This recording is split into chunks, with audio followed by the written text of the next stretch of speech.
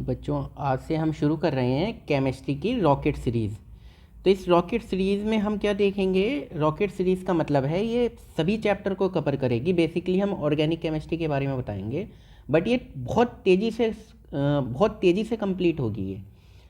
तो ठीक है, देखते हैं और आपको समझ में आएगी। जैसा भी होगा कमेंट करिएगा और बताइएगा क्या कमी है। जैसे भी अब नया चैनल मैंने स्टार्ट किया है। तो ये है चैप्टर 1 एल्केन। तो हम एल्केन से शुरू करते हैं। तो फर्स्ट पॉइंट क्या है, मेथड ऑफ प्रिपरेशन। देखो हमें एल्कीन एल्काइन जितने भी चैप्टर कवर करने हैं तो हमें बेसिकली ध्यान देना है हम मेथड ऑफ प्रिपरेशन और उनकी प्रॉपर्टीज़ पर। ठीक है, तो मेथड ऑफ प्रिपरेशन और उनकी प्रॉपर्टीज़ अगर हम प्रॉपर कर लेते हैं तो ऐसा कोई क्वेश्चन नीट का नहीं हो सकता जो तुम्हारा सही से ना जाए। तो पहला मेथड ऑफ प्रिपरेशन में पहला है हाइड्रोजिनेशन। हाइड्रोजिनेशन मतलब नाम से पता चल रहा है कि इसमें क्या होगा, हाइड्रोजन क्या होगी, ऐड होगी।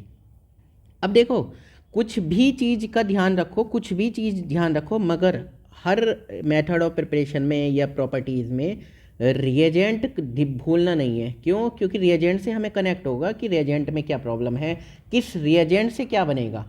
तो अब देख सकते हो तुम, क्या है ये, एल्कीन है, 2 कार्बन की एल्कीन है यानी इथीन है। रिएजेंट है, रिएजेंट कौन सा है, हाइड्रोजन प्लस निकल, हाइड्रोजनेशन की बात हो रही, या किसकी प्रेजेंस है, प्लेटिनम या पैलेडियम की प्रेजेंस में। तो देखो ये सीन एडिशन हो गया, एक कार्बन ये है, कार्बन 2 कार्बन का था और एक हाइड्रोजन ये आया और सेकेंड वन इज ये।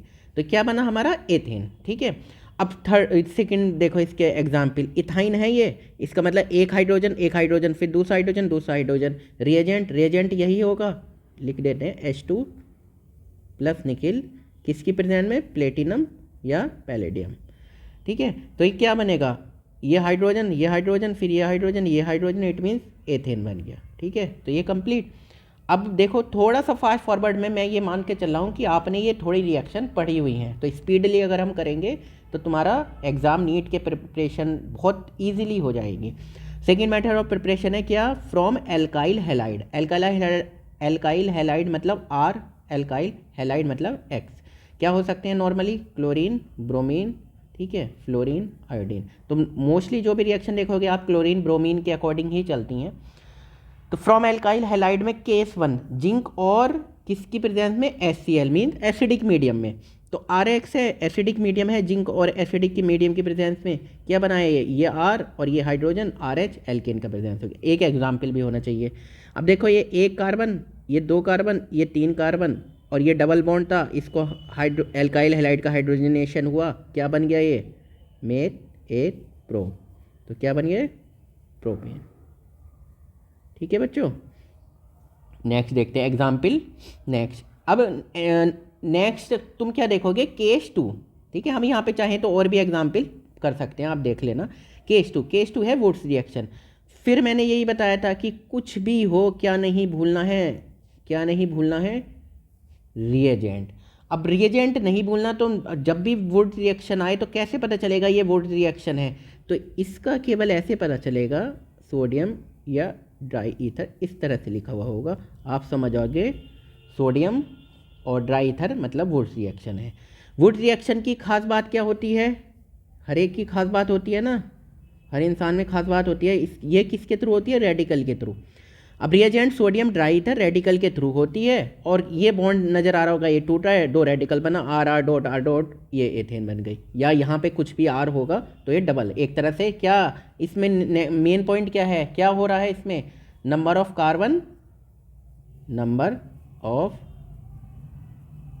Carbon increases. ठीक है, समझ में आ गया। अब एक एग्जाम्पल और ले लो, जब दिखा हुआ है और जगह भी हमने छोड़ रखी है। अब मुझे ये बताओ, यहाँ पे लिखा हुआ है सोडियम ड्राई ईथर, ठीक है, यहाँ से कुछ ना कुछ जुड़ा हुआ है। सोडियम ड्राई ईथर, आप मैंने क्या क्या बताया सारी बातें। सबसे पहले रिएजेंट किसका है, ये वुड रिएक्शन का, उसका। सेकंड पॉइंट, इसमें क्या बनेगा, रेडिकल, बीच से बॉन्ड टूटेगा, बीच से बॉन्ड टूटेगा, फाइन। अब यहाँ से बॉन्ड टूटेगा, ये रेडिकल बनेगा, फिर ऐसे ही कुछ और आ जाएगा, हम इसका जस्ट अपोजिट कर लेते हैं इस टाइप से, और ये प्रोडक्ट बना देगा कुछ, ये रेडिकल रेडिकल ये आपस में मिल गए, बन गया बॉन्ड, ये प्रोडक्ट बन गया। अब बताओ समझ में आया या नहीं? चलो कोई बात नहीं। अब हम देखते हैं फ्रॉम कार्बोक्सिलिक एसिड। ठीक है, सबको पता है, पूरी दुनिया को पता है कार्बोक्सिलिक एसिड मतलब COOH।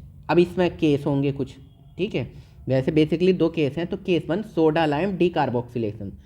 सोडा लाइम बता दूंगा मैं अभी क्या होता है। सोडा लाइम जहाँ पे भी आएगा NaOH + CaO।